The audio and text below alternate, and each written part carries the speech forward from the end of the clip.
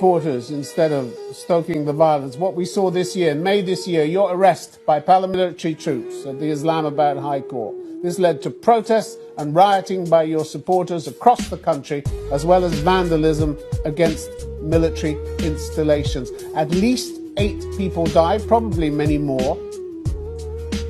What did they die for? What did they die for? A classic case of blame the victim. What happened on the 9th of May? I was sitting inside the Islamabad High Court. There was no warrant against me for arrest. While I was sitting there, filling in the forms, there was an attack by not just rangers, but commandos. Commandos came in, and this is visible everywhere.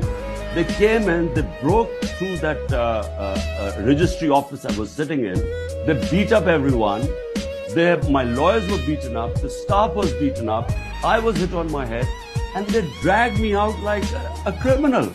And when these images went out, there was obviously going to be a reaction. Did you call for calm? Did you call for calm? One, just completing.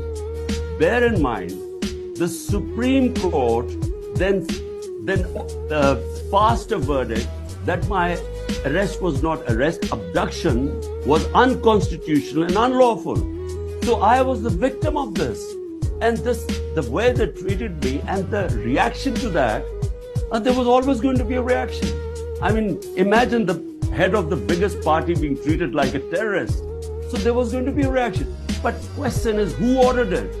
Who ordered that unlawful, unconstitutional act? The question is also the question is also whether you tried to stop it. Mr. Khan, you're often declared commitment. Tim, hold on. Tim, hold on. I was in jail for 4 days. How was I supposed to stop? I didn't even know what was going on. When they produced me in front of the Supreme Court Chief Justice, that's the first I found out about the violence. And I condemned it immediately. Why not control your supporters?